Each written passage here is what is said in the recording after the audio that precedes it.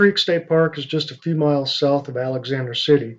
It promotes itself as one of the largest campgrounds in the nation, definitely in the state of Alabama. It has several hundred campsites, all geared towards travel trailers. They're all cement pads with electric and water. Most of them have sewer, but there's no separate primitive campsites if that's your thing. You just set your tent up on the cement pad and away you go. Now you get this nice little map when you come into the park and register and all that. And it's not bad. It has all your standard, eat here, get your tires fixed here. If you get hurt, go there kind of thing for the ads. But on the back side, it actually has the map. And my big complaint about this is even though there's a map of everything and it shows you there's several hiking trails, but the print on it is so small that it's very hard to tell where the trailheads are at.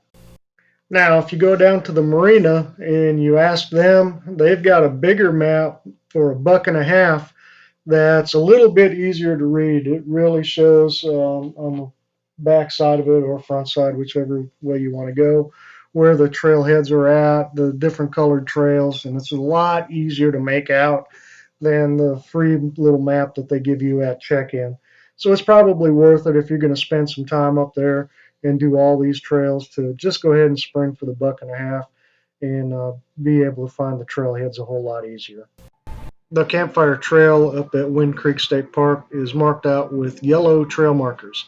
It's about 2.5 miles long, give or take, and they do a pretty good job putting the little round markers on trees and whatnot up until about 3/4 of the way through the trail, which they become pretty sporadic if they're even there at all.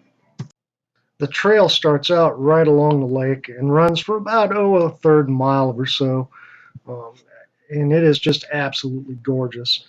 If you're any kind of photographer, have your camera ready or your phone, whatever it is that you take pictures with, because you're going to be afforded some opportunities to take just absolutely stunning pictures through the trees and such. This trail is super dog friendly, especially at the beginning when you're right along the lake. There's all kinds of opportunity for them to get in the water and cool down and get a drink. Don't be too surprised if you see some wildlife while you're hiking this trail. We had this family of deer that hiked with us for a little while, and my 200-pound Mastiff Claiborne, he didn't know what to make of the deer when they were snorting at him. He's such a big sissy at times. Overall, the trail was really pretty good. There was one area that it got kind of narrow, but not that it was dangerous or anything. And then the markings became an issue at about the 1.5 mile mark. You came to an area where there was you needed to take a big hard left turn and go up a hill. You'll know that area because there was a cement pad there was actually a backhoe on it in the water that I guess they use for maintenance on the dams and that kind of thing. And then again at the 2 mile mark, I had to actually turn around and come back because I went too far.